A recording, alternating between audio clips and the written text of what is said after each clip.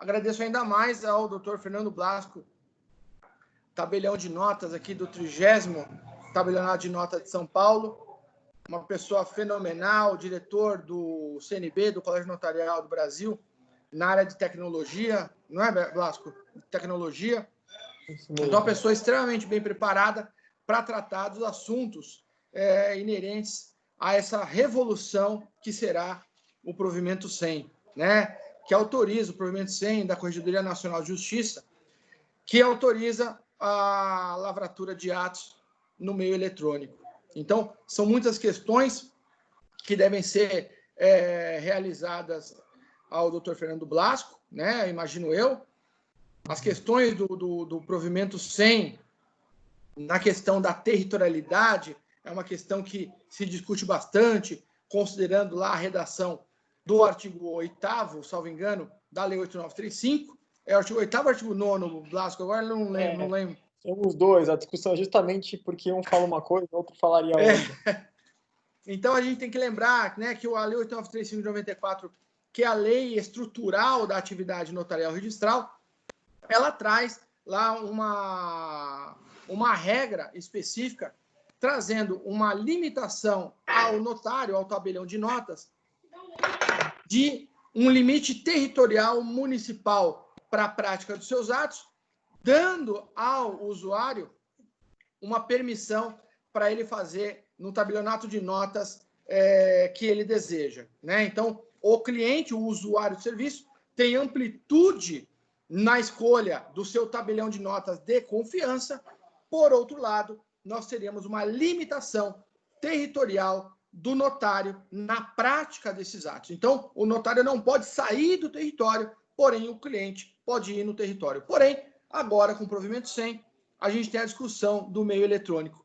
E o território no meio eletrônico? Como é que fica tudo isso? Como é que operacionaliza os atos no modo eletrônico, considerando hoje que o provimento 100 ele determina que o Colégio Notarial, disponibilizando e administrando a plataforma do e-notariado, todos os notários do Brasil utilizarão essa plataforma.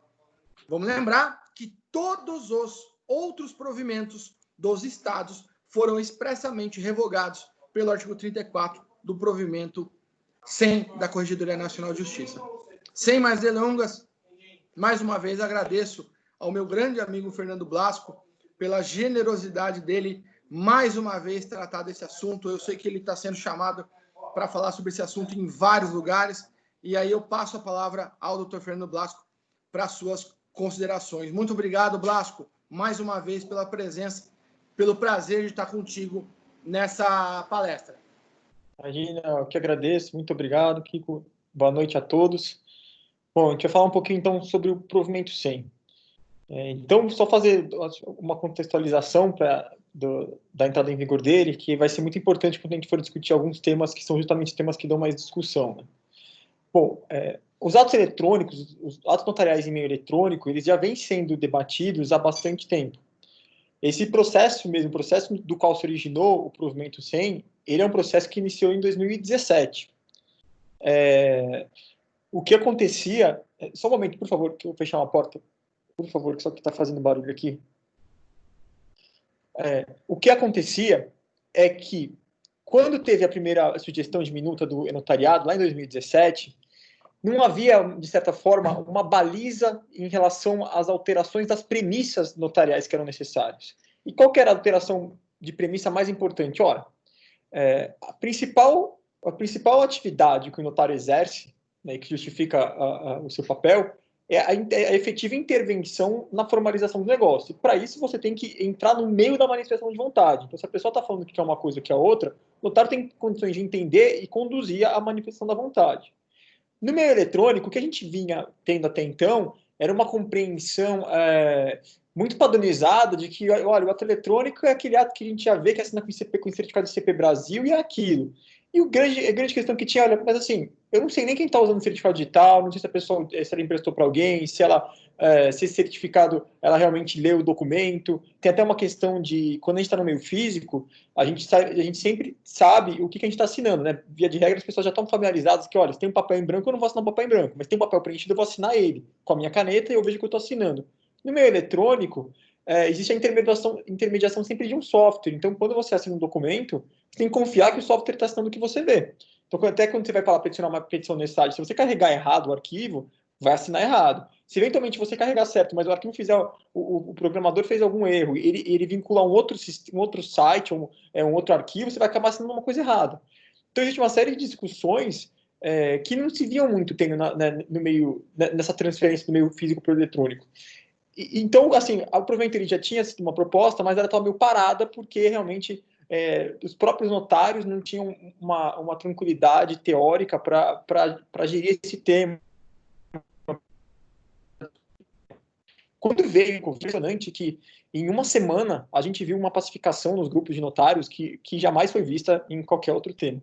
Então, muita gente que até então até se manifestava, acho que de repente só tem que ser sempre físico mesmo, porque é da atividade notarial. Todo mundo, sem exceção, não conhecia uma pessoa que se manifestou nos grupos que foi contra. Todo mundo que manifestou, não, realmente agora tem que ser eletrônico e ponto.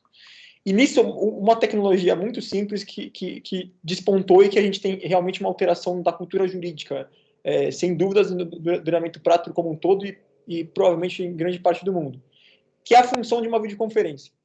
Hoje, não se discute mais, e há 3 meses sequer se discutia o que era a presença no meio digital por videoconferência. O que quero dizer? Antigamente, até 3 meses atrás, que já é um antigamente, existia uma incompreensão de que a videoconferência, outras formas eletrônicas, elas não seriam uma forma de presença. Na verdade, elas seriam uma forma que faria, às vezes, em alguns casos, mas não sempre. Hoje, os civilistas já estão virando de forma pacífica e falando, não, olha, a presença pode ser física ou virtual. A presença virtual pode ser feita por vídeo.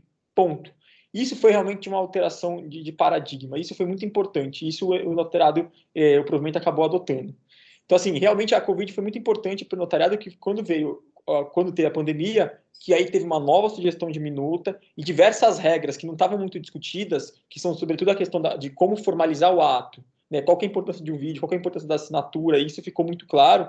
E também a questão da competência, que a gente já abriu falando sobre isso, e que a gente vai tratar mais tarde, que realmente foi um ponto muito discutido.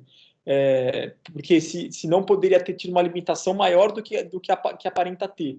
E a gente vai falar bastante desse ponto que realmente é muito importante. Bom, então provavelmente você vem instituir notariado. E o que deve se entender por notariado? É muito importante ter pelo menos 2 compreensões para a palavra. Assim. A mais importante é que notariado é um conjunto de regras jurídicas para prestação de serviço notarial em meio eletrônico. A questão de ter plataforma, isso é um pormenor que é muito mais ocasional do que inato. Assim, é uma coisa que, nesse momento, é necessário. Sim, mas assim, tenha como conjunto de regras. Isso vai entrar quais são os requisitos do ato no meio digital, o que tem que ter a mais, você tem que ter um arquivo com um nível de proteção tal, você tem que ter uma assinatura com certificado digital, você tem que ter uma videoconferência, você tem que preservar essa informação eletrônica em formato original, você tem regras de competência, você tem regras estabelecendo prazos de autenticação, etc. Isso são regras jurídicas. Uma outra acepção da palavra é realmente o notariado como um conjunto de ferramentas de tecnologia que a própria associação de classe tem que fornecer para os notários. E aí sim, que a gente, em geral, está fazendo meio que uma metonímia, a gente está pegando a plataforma como se essa fosse o mais importante, esquecendo que o mais importante são as regras. A plataforma é muito importante hoje, porque, de fato, se não tivesse uma plataforma, pouquíssimas pessoas iriam ter condições de prestar o serviço ou teriam a vontade de prestar o serviço em meio digital. As pessoas teriam que contratar algum serviço, iam ter maiores custos com isso, ou se não contratasse, iam ter que desenvolver, o que ia demorar mais ainda, e não ia ter padrão, então ia ser muito difícil, você é eletrônico, mas no cartório faz de um jeito, tem um sistema, outro tem do outro, não ia funcionar bem. Então é muito importante nesse momento inicial que realmente tem uma plataforma única, com uma cara única, porque é muito mais fácil você, tanto para o notário quanto para o usuário, aprender a usar esse sistema, e isso vai dar uma efetividade, já está dando uma efetividade muito grande. Notariado, então, a gente tem essas 2 acepções principais, tá? E aí a gente começa agora a tratar um pouco mais do provimento, tá? Então, a primeira pergunta que se faz sempre é assim, quais atos notariais podem ser feitos da forma eletrônica? E a resposta é, com o provimento sendo CNJ, ao contrário do que havia em alguns estados, todos os atos notariais podem ser feitos no meio eletrônico. Na prática, a gente já está conseguindo fazer escrituras, procurações e atas A autenticação, o Estado de São Paulo continua conseguindo fazer, porque utiliza a Senad, que já usava desde 2013, 2012. Apenas os reconhecimentos de firma, que por enquanto Como não é que consegue... é? Desculpa, Blaco. Volta lá. Autenticação eletrônica também? Sim, porque já era feito desde 2013 pela Senad, que agora o que fez é que a Senad, que era um sistema pertencente ao CNB de São Paulo, ele passou para o federal. Então vai ser utilizado por todos. Realmente é um serviço que proporcionalmente ele é muito pouco feito. Percentualmente, eu tenho certeza que a gente não faz 0,1% das autenticações são digitais. Até quando se vê quais são as autenticações que são digitais, elas são sempre via de regra porque a gente falou para o cliente fazer digital, porque senão ele ia ter que replicar e fazer várias vezes. Então, um documento que ele ia ter que replicar muito. Então, que não faria sentido, às vezes, ele fazer 20 cópias autenticadas de contrato social, se ele pode fazer uma autenticação uma vez eletrônica e acabou. Mas é muito pouco usado ainda porque, realmente, pela falta de padrão nacional, os órgãos não tinham conhecimento disso. E agora, com a edição do provimento CNJ, que prevê expressamente e regra a Senad, a expectativa é que realmente agora esse serviço deslanche no meio eletrônico.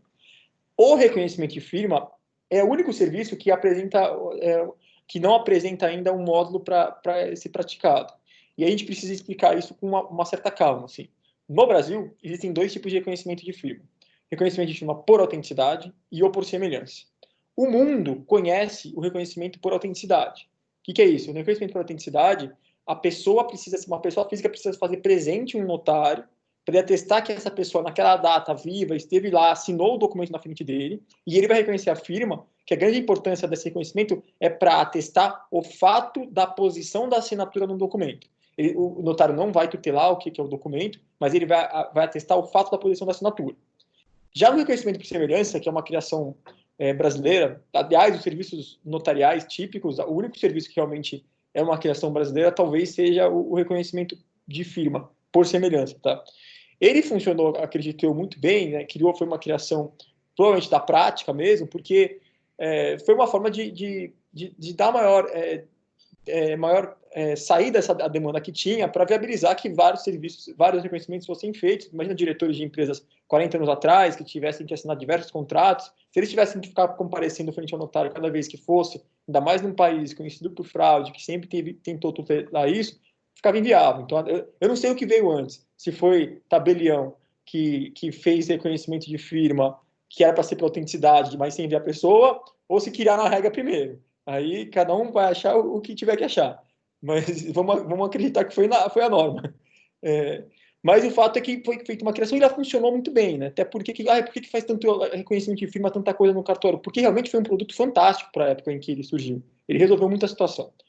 E por que tem que essa distinção importante?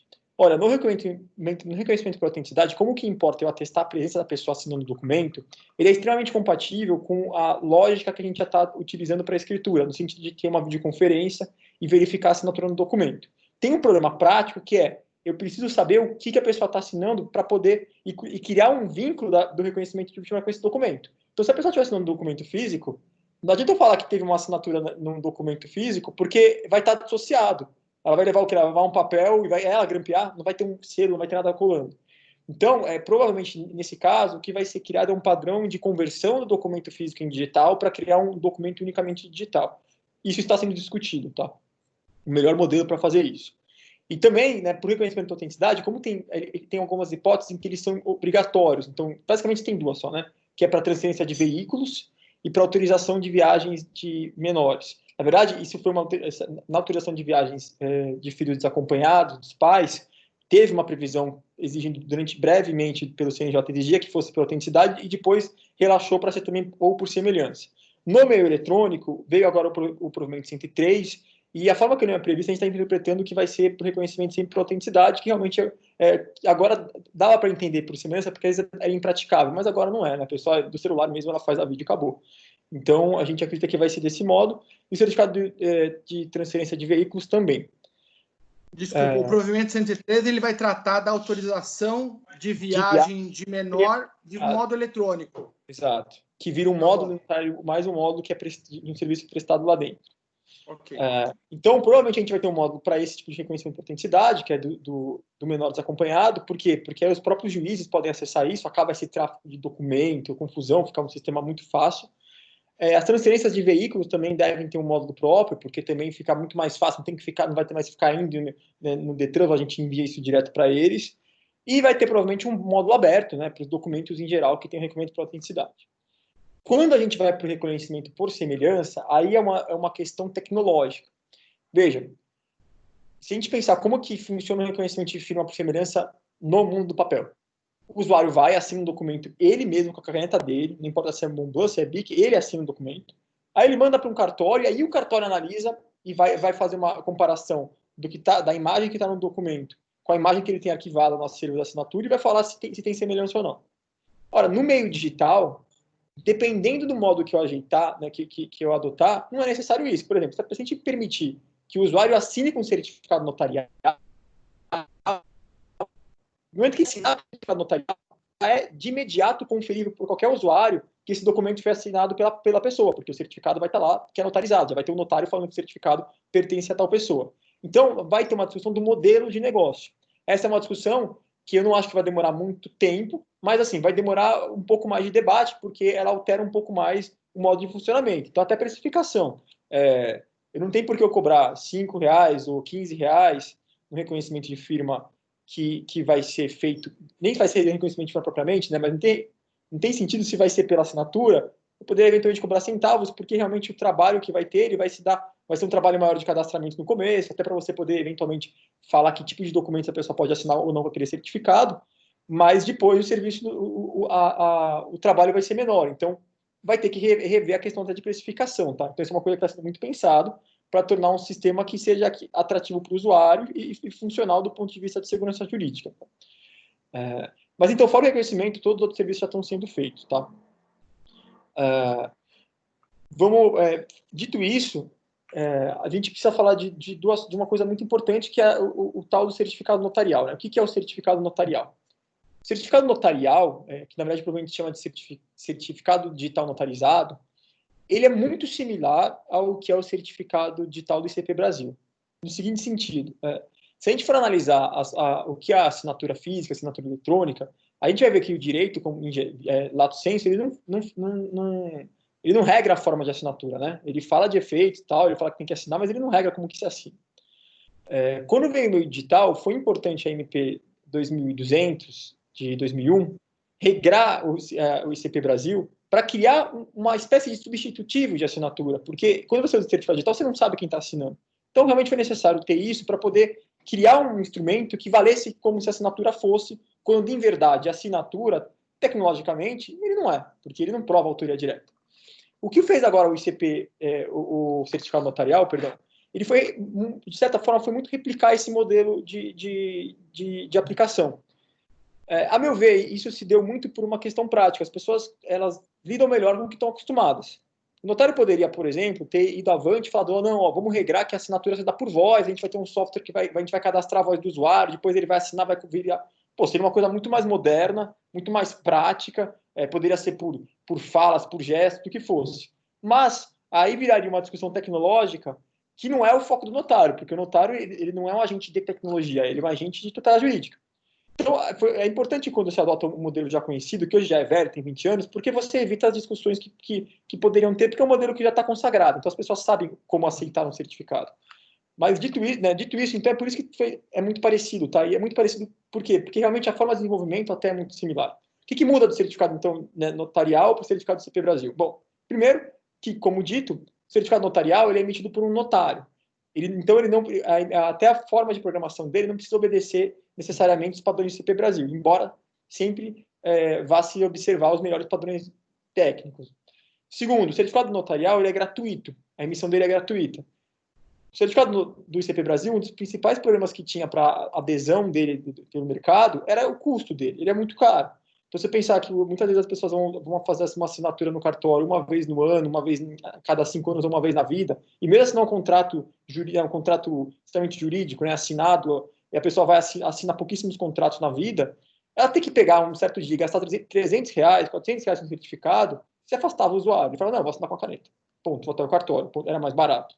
Então, essa questão do preço é uma coisa que a gente sabe que vai dar uma utilização muito forte. Inclusive, assim, a gente tem hoje dados são que 2,5% da população brasileira tem certificado de CP Brasil. Olha, a gente tem uma estimativa que a gente tem cerca de 100 milhões de cartões de firma, pelo menos, cadastrados no país. Claro, pode ter um pouco de repetição, alguns cartões são muito antigos, mas tem mais de 100 milhões. Só no estado de São Paulo tem 80. Então, assim, talvez em 1 ano, 2 anos, a gente vá ter muito mais certificado notarial do que tem em CP Brasil. Daqui a 5 anos, talvez vai ser o novo modelo de certificação digital, tá? E por fim, o que difere também uma questão prática, que difere o certificado notarial do CP Brasil, é que o CP Brasil ele se instala ou no computador do usuário, né, se for aquele modelo A1, ou num token, que pode ser um cartão ou um pendrive. Token físico, né, um cartão ou um pendrive. O certificado notarial ele só tem um modelo, tá? Ele só tem uma espécie de certificado notarial e ele se instala no próprio celular. 20 anos atrás, ninguém pensava que smartphone, né, que a gente ia ter um computador de bolso, algo do tipo. Hoje isso é uma realidade. Então, assim, é muito bom o celular por dois fatores. Um, porque todo mundo, você sempre está com o celular na mão. Então, aqui você pode perder todo. Nossa, o meu certificado no cartório, eu nunca sei se eu deixei na gaveta, na mesa, se eu trouxe para casa, se está na pasta do computador. Porque você usa, aí você fica 2 dias sem usar, aí você vai. Celular não, celular você, né, você sabe, você perde a chave de casa, mas você sabe onde está o celular. Então, nisso vai ser muito bom, você vai ter sempre a sua assinatura em mão. O celular virou extensão do corpo, né? Virou. O Elon Musk Extensão falou do isso, corpo. né? Elon Musk falou numa palestra, acho que um ano atrás, que estavam falando de quando que a gente ia virar, quando que ia ter essa mistura, que a gente instalar software no corpo. Ele falou, não, mas a gente já é um começo do ciborgue, porque a gente já tem um celular. Ele só não está dentro, né? Ele está fora, mas na verdade a mentalidade já é. E aí a galera, né, teve muita crítica nas mídias, mas se a gente pensar que realmente a gente fica meio viciado, querendo ver mensagem e tal, é realmente uma realidade nova, né? Então, assim, e no celular também tem a questão de talvez, né, isso talvez não vá se verificar verdadeiro, mas talvez seja mais difícil você emprestar o celular, né? Hoje, é fato notório que quando você vai, às vezes, fazer um certificado, as pessoas muitas vezes fazem só para questão de imposto de renda e deixa o certificado com o contador. O celular, aí se a pessoa teria que ter um celular só para isso e tal, ficaria um pouco mais inviável. Bom, dito do certificado notarial, o que é importante dizer é, os atos eletrônicos, eles, o que muda, né? Mas na prática que tá bom, Fernando, o que muda de como era o processo de escrituração no cartório para como é agora? De verdade, em substância, o que muda é uma coisa simples. Se você pensar no processo de escrituração inteiro, você tem lá o começo que você contata o cartório, até o final que você recebe a tua certidão, seja da escritura ou seja de um registro de um cartório de imóveis, você vai ter só um pedacinho em que entra notariado. Que pedaço é esse? Você vai ter, contatar o cartório, você vai discutir minuta, receber sua minuta, validar documento, tirar dúvida, tudo. Na hora que você receber aquele e-mail ou uma conversa que você ia marcar o local de assinatura, você, na verdade, vai marcar a data e vai receber um link. Na hora que você clicar no link, você vai ter uma videoconferência, e aí você vai receber um outro link, você vai clicar no outro link e vai aparecer um botão para você assinar o ato. Você vai ver teu ato e vai assinar. Então, na prática, a diferença é muito sutil. O usuário, ele, na verdade, ele nem precisava saber que existia o notariado.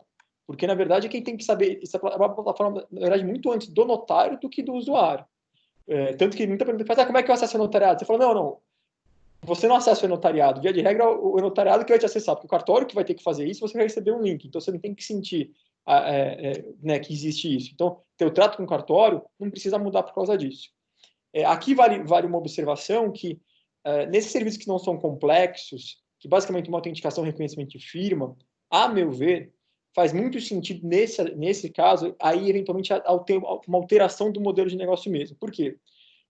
Tenho certeza que quando o Nagua vai fazer uma escritura, ele vai sempre orientar o cliente dele a procurar seu cartório de confiança, mas seja um cartório probo, que faça as coisas certas, etc. Porque uma profissional sempre vai ter uma preocupação de pegar um tabelião bom para fazer um ato que tem complexidade jurídica, tem que analisar documento, cláusula, etc. Agora, se for para reconhecer uma firma ou uma autenticação, ele vai falar, vai no que está mais perto. Por quê? O produto que vai te entregar é o mesmo, só quer saber qual que entrega mais rápido. Então, na prática, qual que está mais perto. Nesse tipo de serviço não complexo, talvez faz sentido que o próprio notariado eventualmente forneça um link para você fazer o serviço lá dentro. Por exemplo, eu tenho uma plataforma no cartório, que você consegue fazer o serviço por lá.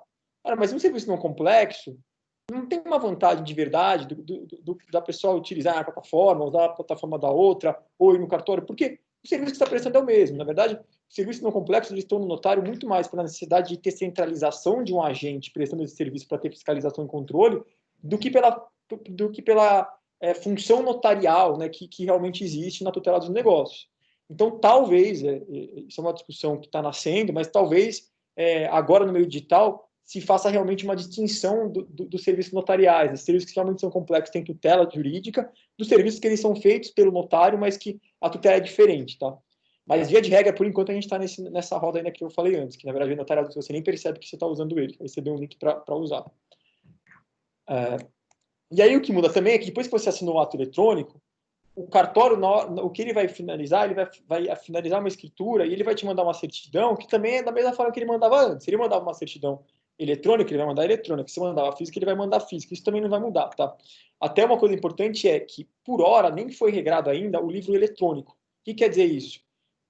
O tabelião, ele observa para escriturar o ato os provimentos dos estados. Em São Paulo, e na maior parte dos estados, a escrituração é unicamente física. Você tem que imprimir o livro para, então, assinar. Então, como é que a gente está fazendo quando vai assinar a escritura notarial? A gente deixa lá no cabeçalho e fala assim, olha, as assinaturas são feitas pela forma indicada abaixo. Aí, no local da assinatura, tem lá nome da pessoa, forma de assinatura, 2 pontos. Quem assina eletrônico, a gente fala assim, assinado sob matrícula número tal pelo notariado. Então, aí a gente imprime o ato, a pessoa assina o ato, depois a gente faz uma remissão na mão. Por enquanto, está assim. Mas deixa eu fazer uma pergunta, Blasco. Essa questão da assinatura, ela vai ter um código no sistema para indicar essa assinatura ou você vai fazer a declaração? Hoje, os sistemas eles ainda não estão conversando. Então, o sistema do e-notariado ele já cria uma numeração única e a gente, no nosso sistema, menciona ela na mão. O que está se fazendo adaptando esse sistema, na verdade, está até esperando que sejam liberados algumas web services, umas APIs, para poder consumir os dados, né, diretamente do sistema do e-notariado, para poder alimentar os sistemas locais. Hoje, os sistemas, acredito que todos estão meio que se faz na mão ainda, mas em pouco tempo a intenção é que realmente isso se vincule com o sistema local. E essa questão da certificação do notariado, eu não tenho certificado notarial. Como é que vai operacionalizar isso para o cliente que não tem certificado eletrônico, digital? Você vai fazer o certificado para ele. Como é que funciona esse procedimento aí? O advogado que não tem, é difícil o advogado não ter o certificado digital, mas o cliente dele não tem. Como é que vai fazer para operacionalizar essa questão? Por favor. Tá. Aqui eu vou falar primeiro a leitura conservadora, tá? Uma forma que indubitavelmente se pode fazer e de uma forma que, a meu ver, pode fazer, mas tem uma certa discussão. Bom, do meio mais tradicional, como é que você emite o certificado? A pessoa vai presencialmente até o tabelião, lá ela vai abrir o cartão de firma dela, se ela não tiver ainda, vai pegar algumas informações declaratórias, apresenta um documento de identidade original e vai colocar os dedos para captar as digitais. Essa é a forma de abertura do cartão física, né, que é o padrão pensado inicialmente. Aí, quando vai fazer esse cadastro, ele vai baixar no celular dele lá mesmo, ele vai baixar o aplicativo do notariado, ele vai ter fornecido, né, entre os dados cadastrais que ele vai fornecer o e-mail e o número de celular, aí ele vai receber um código, um SMS no celular, ele clica nesse código, o certificado vai automaticamente instalar no celular dele. E pronto, está instalado.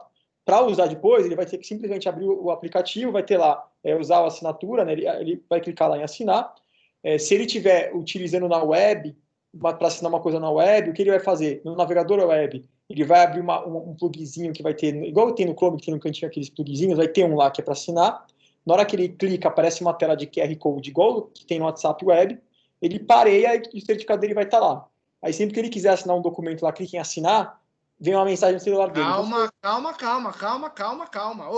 Foi rápido. QR Code, pelo amor de Deus. Você é o diretor de tecnologia do CNB. Aqui todo mundo aqui é ignorante, todo mundo aqui é leigo. Então, calma. Abriu lá o QR Code na tela, e aí? Aí você vai pegar teu celular, você vai clicar parear, igual isso. Você vai pegar teu celular, vai ter uma função, te mostrar aqui. Vou mostrar aqui só um segundo. Deixa eu abrir aqui que...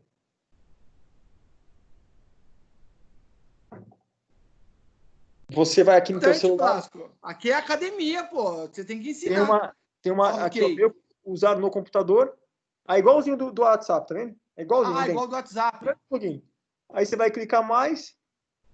Ele aparece para você captar a imagem. Aí você pareia com o celular. Pronto, vinculou aqui. O que vai acontecer? Quando você clicar em assinar qualquer documento na web, vai aqui, sozinho ele vai aparecer uma mensagem, confirma a assinatura e você vai dar ok, só isso. Esse é o certificado notarial. Exato. Então, a pessoa abriu uma vez só o certificado notarial, ele pode praticar atos no e-notariado em qualquer lugar do Brasil. Exato. Eu tenho mais pedidos de certificado notarial de pessoas que não estão fazendo o ato comigo, por quê? Porque os atos estão fazendo comigo, o pessoal vai e abre. Agora, quando é de outro estado, as pessoas estão indo lá. Então, a gente tem gente de tudo que é lugar, que pessoas que provavelmente vão passar procuração e estão indo fazer o certificado. E se a pessoa for furtada, alguma coisa nesse sentido, perder o celular, roubar o celular da pessoa, a pessoa vai trocar de celular, e como é que funciona isso aí depois? Ela pode simplesmente contatar um cartório, qualquer cartório, e pedir para revogar, tá? Esse, na verdade, vai ser o caminho mais fácil. Ela vai pedir para um cartório revogar o certificado dela. Você pode fazer a qualquer momento, tá? Ela conseguiria revogar pelo próprio aparelho, mas se ela perdeu o aparelho, ela vai no cartório e pede para revogar. O que é bom assim, sempre que ele pedir para fazer a atualização do certificado, sempre tem que ficar botando o dedo ou senha. Então, mesmo que perca o aparelho, você não vai conseguir utilizar. E, pelo menos no modelo atual, como você vai assinar só num processo que você já está discutindo e a fase final, não adianta nada você ter o token de um documento que você não consegue, só que o documento quem tem que mandar para você é o cartório, né? Até porque isso é uma discussão muito importante mesmo, que assim, essa assinatura de certificado, ela vem no final do processo. O tabelião já vai ter falado com a pessoa, já vai ter feito a videoconferência, vai ter tirado dúvida. Então, dificilmente alguém conseguiria pegar o certificado hoje e ter algum efeito útil com ele, né?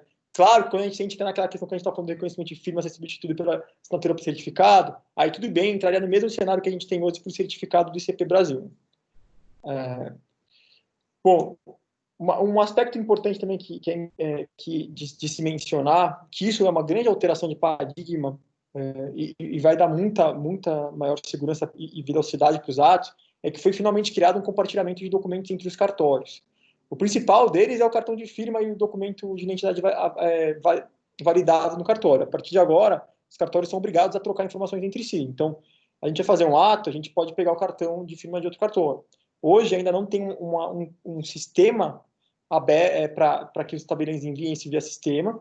Então, os envios se fazem de cartório diretamente a cartório. Mas assim que o sistema entrar no ar, e não vai demorar muito, o que vai acontecer é que os cartórios vão retroativamente subir todos os cartões de firma, provavelmente dos últimos 10 ou 20 anos, e vão sempre vinculados por um CPF. Então, a gente vai partir do momento que eu quero ver o que o Nágua tem aqui de cadastro. Eu vou ver todos os cartões de firma dele, todos os documentos, eventuais incompatibilidades. Olha, eu vi que aqui estava casado, aqui está como solteiro. Então, isso fica uma coisa muito boa, né? Depois você também vai conseguir acessar alguns documentos em comum. Então, vai evitar a repetição de serviço, erro e fraude, né? Porque a pessoa podia ir num lugar, depois ir no outro, aí você já vai ver que no local a Ana estava com uma imagem, no outro está com outra, tem alguma coisa errada. Então, isso é muito importante, assim. Aliás, essa é uma das grandes preocupações do cidadão, né, Blasco? Dele perder o documento de identidade e amanhã a pessoa montar o documento de identidade dela com outra foto e ir num cartório, reconhecer a firma com o nome dela e pegar os dados da matrícula do imóvel e lavrar a escritura. Isso já aconteceu muitas vezes, né? Justamente por conta dessa descentralização dos cartões de firma, né? Exato. E assim, se pensar no aspecto do usuário, né, que para o usuário final, o cartório é uma coisa só, já começa por aí, né? Não tem cartório de imóveis, registro civil, é um cartório só. Aí você fala, pô, é muito comum, assim, quando a gente abriu aqui o cartório, a gente abriu em 2017, a gente era o menor cartório de São Paulo, né? Porque era um cartório bem pequenininho. Então, a gente pegou e mudou para o Itaim. O que acontecia? Todo mundo que ia lá brigava falando que tinha cartão de firma. Porque, assim, como assim? Estou no cartório do Itaim, eu já fiz aquele reconhecimento, eu tenho cartão de firma. Aí você falou, não, mas você abriu aqui? Não, abri no outro cartório. E assim, tem todo sentido, né? A pessoa fala, pô, eu fui no cartório do Estado, como é que eu tenho que fazer o cadastro de novo? Meu RG eu fiz uma vez só, meu CPF eu fiz uma vez só, como é que... E aí você ficava vendido, porque realmente você fala, ó, realmente, vou falar o que a gente tá atrasado. Então, assim, agora é muito bom isso, né? Porque você não tem mais essa de ficar procurando cartório para reconhecer a firma. Qualquer cartório que você for vai poder reconhecer a firma, porque agora todo mundo tem a firma de todo mundo, né? Então, dá uma praticidade muito, muito grande. Bom, estou tomando muito tempo, vou então falar só da competência agora para voltar à palavra, que eu acho que realmente é o tema que traz mais discussão, justamente pela sanção que existe em caso de descumprimento da regra, né? Então, vamos lá, o que foi trazido, né? O artigo 8º da Lei 8.935, ele estabelece que a parte, o usuário interessado do serviço, ele tem liberdade de escolher qualquer tabelião do país para praticar o ato notarial. Já o artigo 9º, ele fala que o tabelião não pode praticar atos fora do município. No meio físico, isso foi sempre entendido como uma questão territorial e sequer há grandes doutrinas ou julgados tratando do tema de modo aprofundado. Porque, na verdade, porque a lei ela veio muito depois, né? Essa lei, como Estatuto Geral do Direito Notarial, ela veio muito depois do notário. O notário veio aqui com a primeira ata lá no descobrimento. Então, assim, não tinha isso, já sabia como funcionava. As pessoas não podiam sair do município para pegar a assinatura, ponto. Quando veio para o meio digital, precisou fazer uma adaptação, porque o conceito de município, tal qual o conceito de várias outras coisas no meio digital, não é o mesmo do que no meio físico. Só para confirmar, tá me ouvindo, Kiko? Que deu uma travada aqui.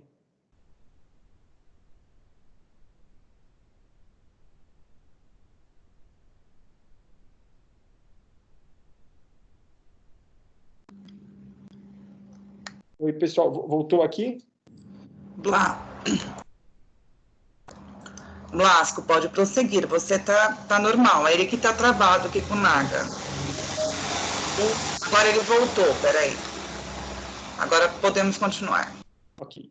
Então, quando a gente vai essa alteração do meio físico para o meio digital, as palavras, né, as normas têm que ser repensadas. Isso não quer dizer que a gente tem que reeditar as normas propriamente, porque se fosse assim, tudo que é na internet não teria eficácia. Inclusive, a gente viu muito uma discussão, né, quando começou a ter os marcos regulatórios de internet, que se define no mundo como um todo, que se discutia que a internet é livre, não podia ter censura, nada. Hoje em dia, depois de terrorismo, pedofilia e todo tipo de atrocidade, não tem a menor dúvida de que a internet tem que ser regrada. Pelo contrário, agora a internet tem cada vez sido mais regrada e com mais detalhamento do que no meio físico. Isso é importante dizer porque a gente não pode, só porque está na internet, achar que as normas que foram previstas para a lei do mundo físico não tem que ter aplicabilidade. E isso, o que ele fez foi tentar entender o que é o conceito de fora do município no meio digital. E aqui, sendo sucinto, a gente pode resumir da seguinte forma. O município, ele é uma pessoa jurídica de direito público interno que tem competências para regrar bens, pessoas e relações jurídicas que estão no seu território.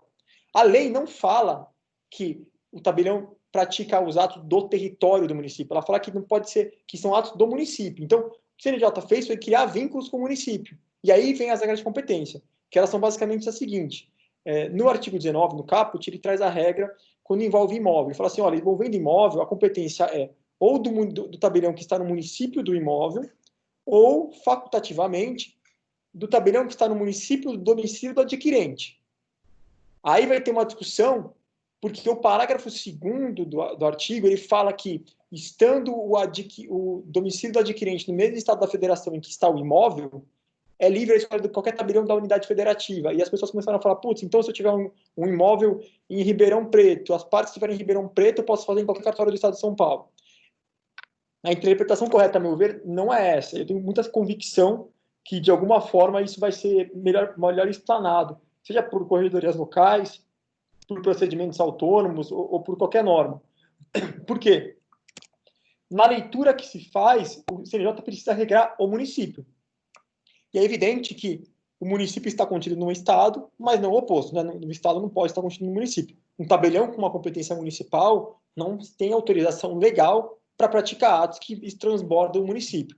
Então precisa ser dada uma interpretação conforme, e a interpretação conforme, né, que foi muito discutida, seria no sentido de que a regra do adquirente só se aplica se o adquirente estiver no município do mesmo estado da federação em que tiver um imóvel. Em outras palavras, se tiver uma pessoa, um município for São Paulo, o município do imóvel for São Paulo, o adquirente estiver em Santos, ele pode fazer em Santos ou São Paulo. Ele não pode fazer em Guarujá, não pode fazer em São Vicente. Agora, se o imóvel for em São Paulo, o adquirente estiver em Brasília, ele só pode em São Paulo. Essa provavelmente é a regra que a interpretação que vai prevalecer diante dos debates que eu tenho visto com vários tabeliães, tá? As demais regras, via de regra, elas vão seguir a regra do domicílio das partes, tá? Então, divórcio, inventário, escritura declaratória, testamento, domicílio sempre do interessado, ata notarial do requerente e a procuração, domicílio do outorgante. Bom, Dito isso aqui, cheguei nos 40 minutos, até passei um pouquinho. Calma. Fica tranquilo, Quírio, você está em casa, vamos lembrar que você é um dos grandes ilustres da academia, né? Quem não sabe, o Dr. Fernando Blasco é o segundo tabelião, membro da Adnotar, e a gente fica muito feliz, né? O outro membro que nós temos é o Dr. Paulo Vanpré, do 14º Tabelionato de Notas de São Paulo, né? Então, fica calmo. Uma questão muito importante. Como é que eu vou provar para você que eu moro em tal lugar e não no outro? Então, assim, poderia eu, para tentar fazer em outro lugar, mudar o meu endereço, considerando que nós, no Brasil, não temos nenhum tipo de comprovante de domicílio. Então, assim, eu moro em tal lugar, eu não tenho, está no nome de outra pessoa. Como é que faz essa questão do domicílio? Legal. Domicílio para a pessoa jurídica, a gente vai olhar os registros públicos, né? Vai olhar o que está registrado na junta comercial ou no cartório de pessoas jurídicas. Para a pessoa física, o provimento ele trouxe uma espécie de prova tarifada. Ele fala assim, primeiro título de eleitor, eu vou olhar teu título de eleitor. Mas se efetivamente eu não mudei o título de eleitor, não tem problema, eu vou olhar teu título de eleitor, porque eu vou presumir de forma absoluta que você tem domicílio lá, você tem a autorização para praticar o ato lá. E aí o provimento veio também e falou assim, de documento de comprovação idôneo. Nas discussões que houveram, a ideia era já prever exatamente quais são esses documentos. Mas o medo foi justamente você criar essa situação, igual você narrou, de ter uma situação que assim, a pessoa não tem o título, realmente está desatualizado, né, não vai praticar na outra cidade, e ela não tem um outro documento dos que seriam listados. Então, se preferiu deixar um pouco mais aberto, mas o entendimento é que, esse domicílio tem que ser provado, não pode ser mera declaração. A idoneidade, a gente está atrelando ela, via de regra, a ser um documento oficial, como uma declaração prestada por algum órgão fiscal. Eventualmente, até umas coisas que se aventou, até de eventualmente alterar, era para prever que uma declaração do empregador poderia ser uma comprovação de endereço, mas não algo que seja muito próximo só de declaração. Até porque, se for descumprida a regra de competência, como a lei federal fala que o tabelião não pode ser praticado fora do município, e o artigo 166 do Código Civil fala, entre as hipóteses de nulidade absoluta, que é nulo de forma absoluta, o ato, que é a descumprimento de uma lei, quando não há uma combinação de sanção de modo diverso, né? Então, se a lei falar que algo é proibido e não fala qual é a sanção é nulidade absoluta, porque ela está vetando categoricamente, é muito importante a comprovação desse domicílio, senão seria muito fácil você começar a anular atos posteriormente, né? Então, realmente, esse é um tema que ele foi propositalmente deixado um pouquinho mais aberto, essa parte final, para não travar o sistema, porque entre travar o sistema e dar uma segurança absoluta, a gente teve que ser realista, né? Então, até se você olhar no parágrafo único, ele vai falar no artigo 21 que o tabelião, que a própria CNB vai poder ele fazer convênios com os agentes fiscais para poder obter a comprovação do endereço. Então vai chegar o dia que mesmo que a parte queira apresentar um documento, se o tabelião na central, na hora que ele olhar na central lá, não, olha, está aqui, mora em São Paulo, porque, Receita Federal está me falando isso, não vai adiantar o que me levar uma comprovante de endereço X, que a gente não vai aceitar, porque a gente tem convênio com o órgão fiscal que vai prevalecer. Então, a médio prazo, a intenção é justamente até que a pessoa não tenha que comprovar, que a gente já consiga ver isso por dados oficiais, tá?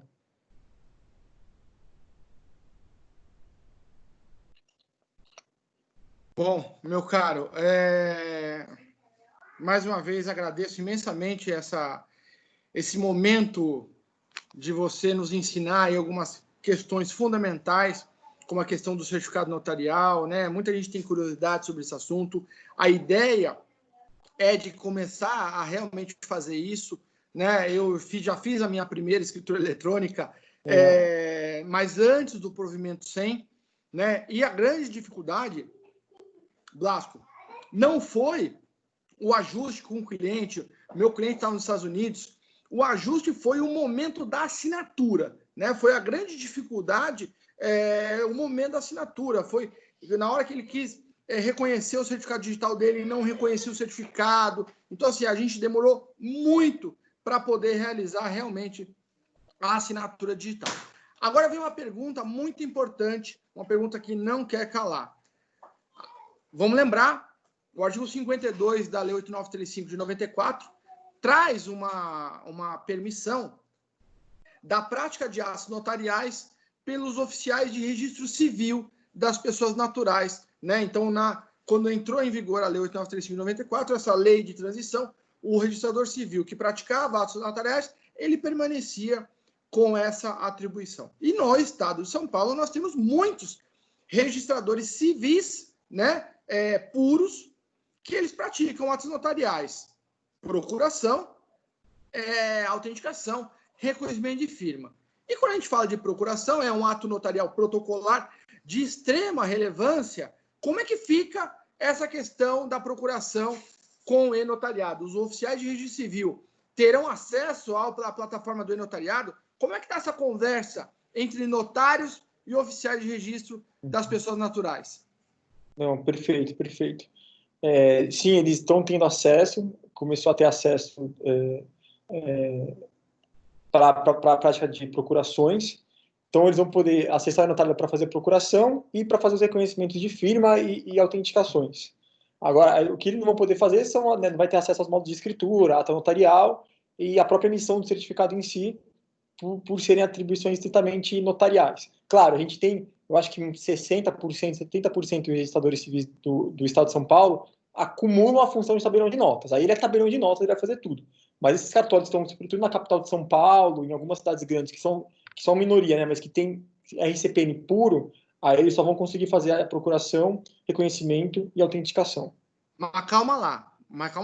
Como é que ele vai fazer a procuração se ele não emitiu o certificado notarial?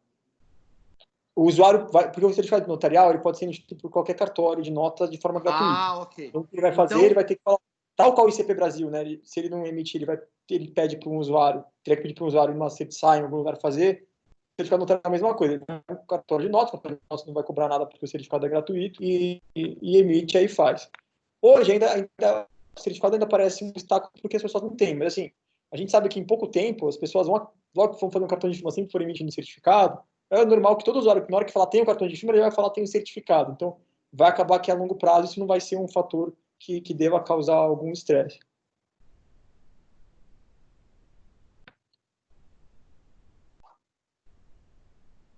Não estou ouvindo. Desculpa, Blasco. Tem umas perguntas aqui no chat. Vamos lá. A doutora Mariana Rossi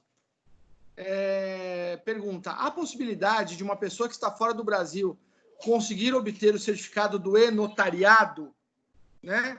Aí vem o Fábio aqui, discute, né? Não há possibilidade, depois da parte tem que ir no cartório. Como é que funciona essa questão aí, Blasco? E outra coisa, se a doutora Mariana ela quiser abrir o áudio dela e fazer a pergunta diretamente para o Fernando Blasco, doutor Fernando Blasco, né? Fica à vontade, Mariana.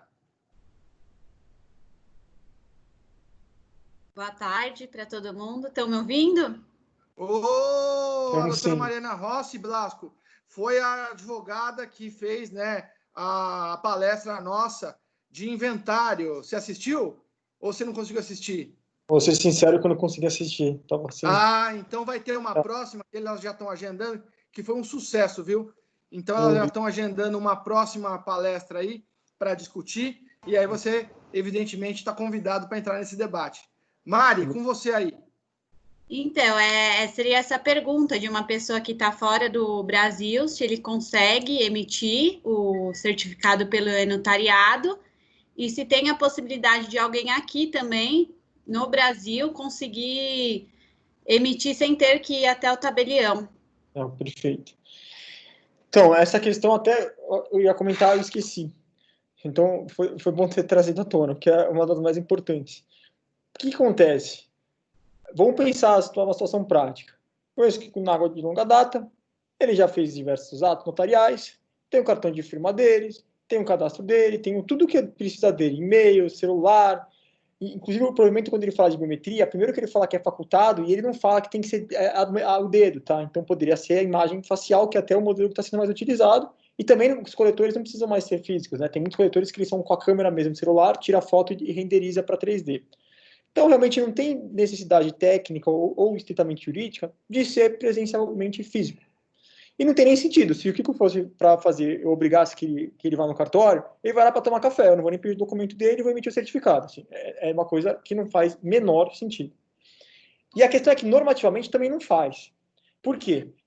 Essa interpretação de que é a interpretação conservadora, que tem que ser presença física, ela se dá porque lá no artigo 2º, acho que no inciso 1 ou 2, ao definir o que é o certificado notarizado, ele fala lá que tem que ser emissão presencialmente.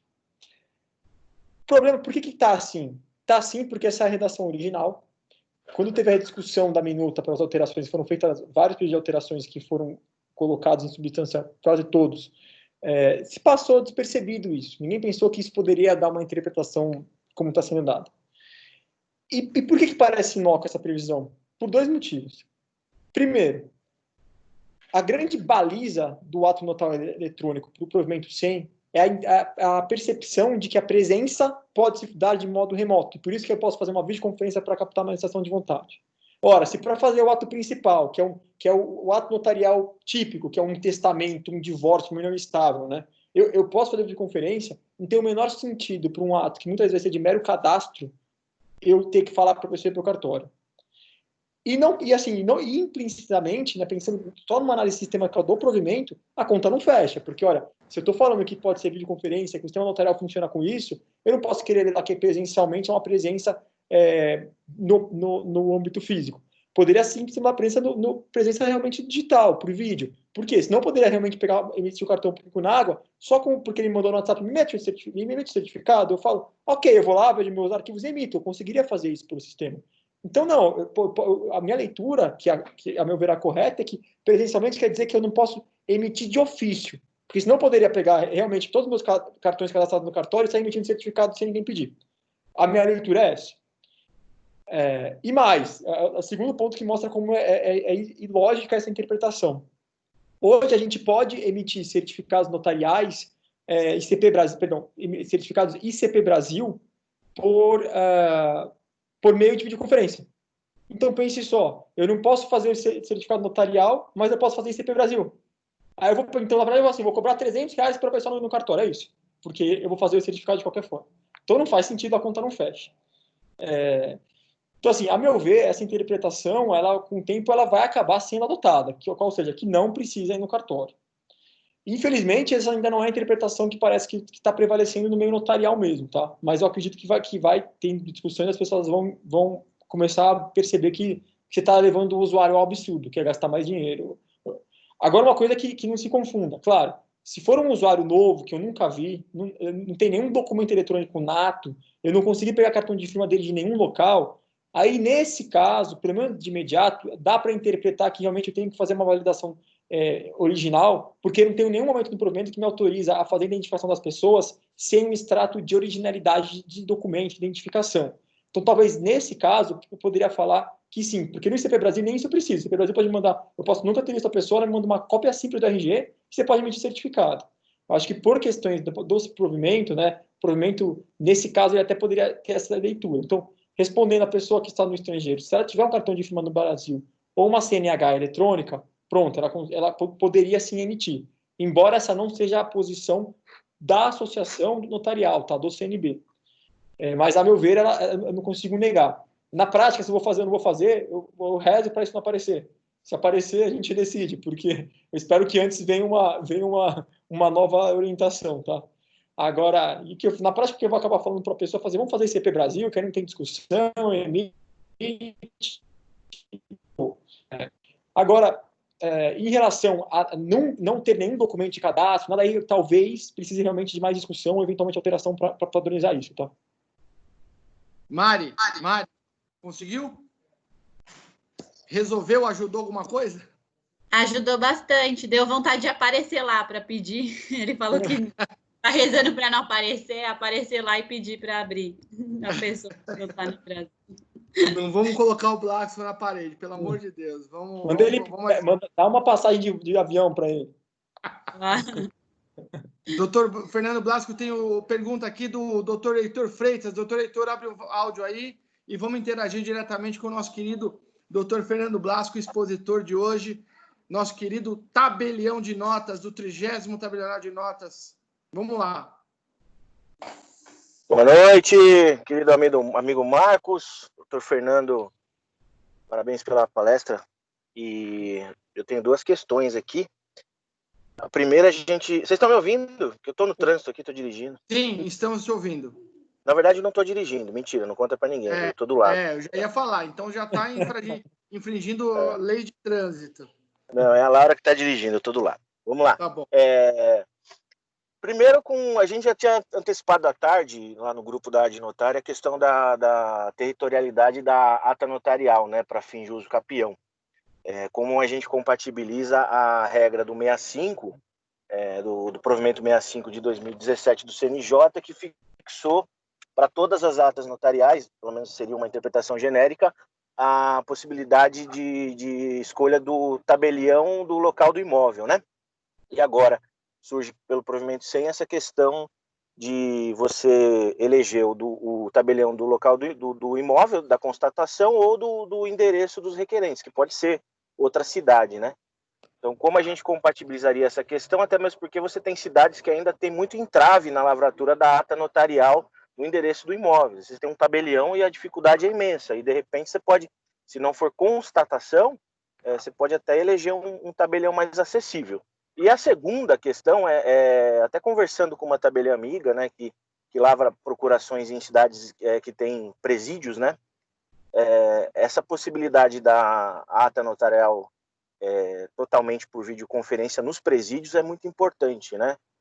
Tanto para o serventuário do escrevente do cartório, que vai colher a assinatura, quanto até mesmo para a própria segurança interna da administração penitenciária. Só que na prática, como que fica? Porque parece que, por essa sistemática, é o interessado que tem que ir até a serventia e lá, eu acabei fazendo ontem também, então você colhe as impressões digitais, os dados, apresenta os documentos.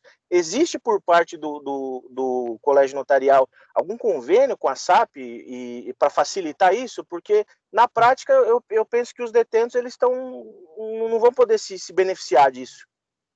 Tá, e agradeço aí desde já. Legal. Bom, em questão... Obrigado. Em relação ao uso capião, eu acho que realmente foi um pensamento perfeito, eu não tinha pensado nisso antes, né, que você expôs no grupo. E me parece que realmente é compatível, né, entender que a diligência ao imóvel tem que ser o local do imóvel e pronto, e já as outras atestações, né, eventualmente declarações que se coloquem na ata, a verificação até do modelo, de qual que é o tipo de... a formalização da uso capião em si, né, para falar qual que é o tipo de... qual que é a espécie de uso capião, quais os requisitos estão ou não verificados, isso tudo poderia, sim, ser o tabelião do domicílio do requerente. Não seria incompatível, teria só uma questão de preço, né, porque, como não tem previsão de modo diverso, acabaria pagando duas vezes. Então, quando me parece que talvez você pudesse fazer uma cobrança, pelo menos de uma das atas, como atas por página, né, mas não tem essa previsão. Em relação à questão dos presídios, realmente, assim, hoje, o que a gente não sabe como vai ser, tá? As pessoas estão pedindo certificados notariais para serem emitidos, e até o que é esperado mesmo, o que a gente quer é que se faça certificado notarial para todo mundo. E por isso que não foi previsto, foi colocado expressamente que seja gratuito, e os notários não estão querendo não cobrar nada. Nem custo, que poderia, a previsão estadual, se poderia repassar algum custo que tinha, nada. E por que eu falo isso? Porque eu não sei nessas situações, na prática, como é que a gente vai se portar. Assim, em São Paulo, aqui, né, a gente tem uma condição fática, pelo menos lá no cartório, que a gente não atende, não vai muito em presídio. Eu fui tabelião em Presidente Prudente, lá era assim, acho que dia sim, dia não tinha alguma. Sempre ia para presídio. Então, para lá ia ser muito bom para ter isso. E era até uma questão, assim, difícil, porque a gente levava, sempre tinha uma pessoa ou outra, às vezes alguém não queria ir. Então, realmente, funcionaria muito bem. O que poderia ser feito claro, a gente levar portar o computador com os coletores digitais até o local. Só que muitas vezes esses usuários presidiários que estão fazendo, às vezes faz uma procuração só, vai fazer de repente uma segunda.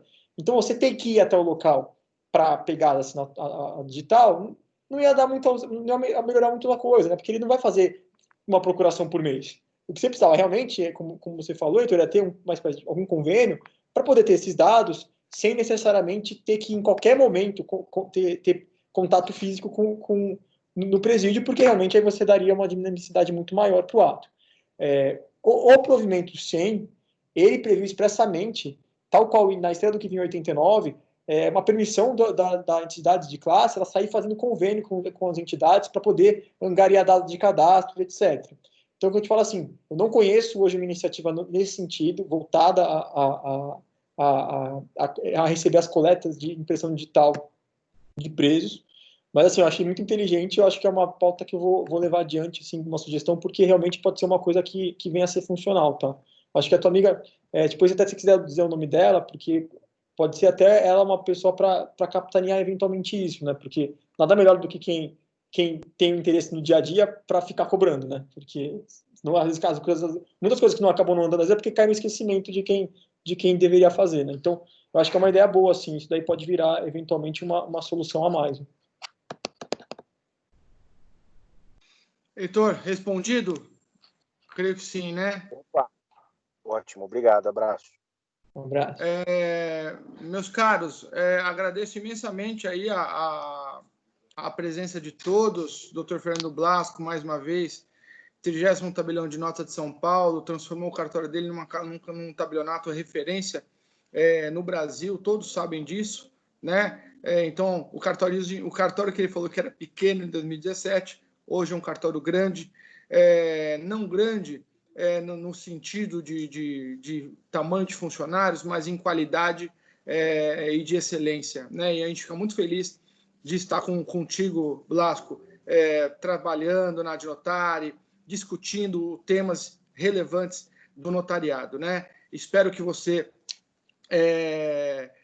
venha outras vezes, aceite, evidentemente, outros convites, que temos muitos debates a serem construídos, né? Ontem, o desembargador Ricardo Dipp comentou algumas questões lá no seminário lá da OAB de Pernambuco, né? Já direcionando para a academia esses estudos, e eu acho muito importante a gente responder esses questionamentos, essas reflexões que o desembargador Ricardo Dipp comentou, para que a gente realmente faça a diferença, inclusive futuramente apoiando as entidades em algumas pretensões, avanços da corregedoria, né, limitando esses abusos, às vezes, o ativismo judicial. Então, são questões que a Adnotare ela tem que se tornar protagonista nas mudanças e alterações para o bem da sociedade. Mais uma vez agradeço a tua presença, a tua finalização aí, o teu tchau para todo mundo aí. Obrigado. Bom, eu só tenho a agradecer pela oportunidade. Você é muito generoso nas palavras. Obrigado mesmo. Para mim, isso aqui é uma honra. E vamos para frente, que sempre vai ter muita coisa para fazer. Obrigado a todos. Maravilha. Obrigado, Blasco. Obrigado a todos. Semana que vem, evento internacional